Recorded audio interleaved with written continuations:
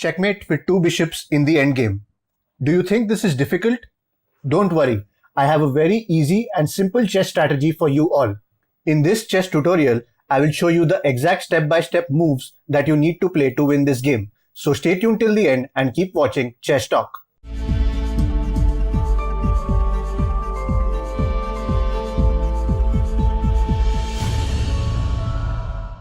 Hello chess friends, it's me, Jitendra Advani.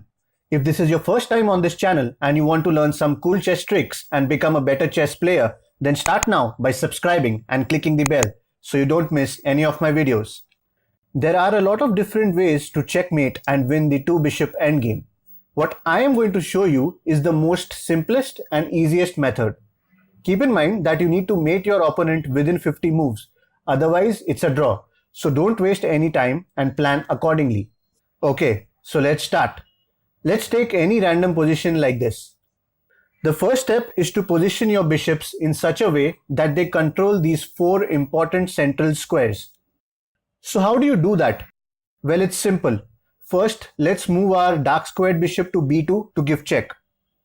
As you can see, we have got control of the d4 and e5 squares. Now you will play bishop to g2 to gain control of the e4 and d5 squares.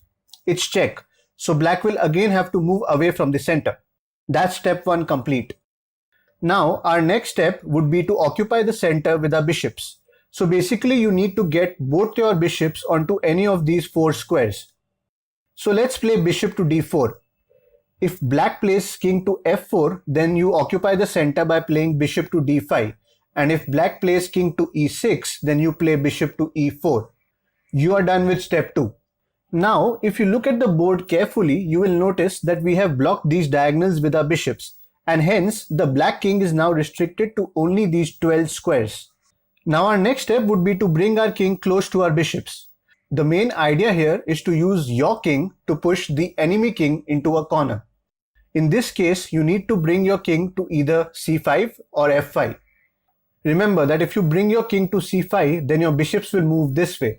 And if you bring your king to f5, then your bishops will move this way. So basically your bishops will move in the opposite direction. Let me show you how this works. Let's bring our king to c5 first. So let's just go fast. As you can see, the black king is preventing us from taking the c5 square. So we will play a waiting move, and now after black moves, we can take that square. Step 3 is now complete. As I told you earlier, the next step is to move your bishops in this direction since our king is on c5. As you can see, again the black king is preventing our bishops from moving forward. So we will play a waiting move with our king. Once the black king steps back, then we will move our bishops. The tricky part here is to know which bishop to move first. Well, the logic is simple. Just make sure that the black king should never be in a position to attack any of your bishops on its next move. Say for example, if you move this bishop first, then black can easily attack it on its next move. So the correct move would be to play this bishop first. Now it does not matter what move black plays. In any case, you are going to play bishop to e5. Our bishops are now getting closer to the king. If you look at the board, you will see that the black king is left with only 6 squares to play with. Our next step would be to repeat the same process. Get your king to either d6 or g6 and then move the bishops in the opposite direction. If king to d6, then move your bishops this way. And if king to g6, then move your bishops this way. So we play king to d5, waiting move. Then once the black king steps away, we play king to d6. It is black's turn, so he will play king e8. Now shift the bishops. Bishop to f6 can be attacked by black, so we will play bishop g6 check. From here, black has two options. He can either go this way or this way. If he goes this side, then bishop f6 check. Black has no option, so he has to move his king to c8. Then we play king c6. Again, black has no option except b8. We will now play king b6. Now black can go either a8 or c8. No matter what move he plays, your moves are going to be the same. You will first block the c8 square by playing bishop to f5. Then you will block the b8 square by playing bishop to e5. And finally, you will block the a8 square by playing bishop to e4. Let me show you. After king a8, bishop f5, then king b8 and bishop e5 check. king a8 and bishop e4 checkmate. Now if c8, then bishop f5 check, king b8 and bishop e5 check. Finally king goes to a8 and then bishop e4 checkmate. Now let's just go back to this position and see the other variation. From here, if the black king goes this way, then you will bring your bishop to f6. As you can see, the black king is now left with only 2 squares.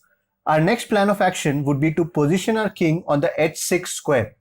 After this, we need to push the black king into the corner. So we will free the corner square and block the f8 square by playing bishop to e7. Now black has to play king h8. The king is now trapped and restricted to only these 2 corner squares. What you now need to do is to block the g8 square with your bishop.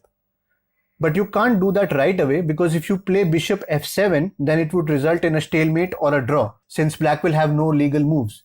So be careful, you will have to play a waiting move here. Let's play bishop to f5. Then after king g8, you will play bishop e6 check, finally king h8 and bishop f6 checkmate. So that's it guys, hope you enjoyed this chess video. Let me know in the comments if you want to see any such similar checkmate videos. Don't forget to like this video if you find it useful. Click the round subscribe icon to watch more such chess videos. If you have any questions or video suggestions, post them in the comment section below. For some interesting chess tips, tricks and puzzles, you can like my Facebook page. Links are in the description box below. Thanks for watching and I shall see you in my next video.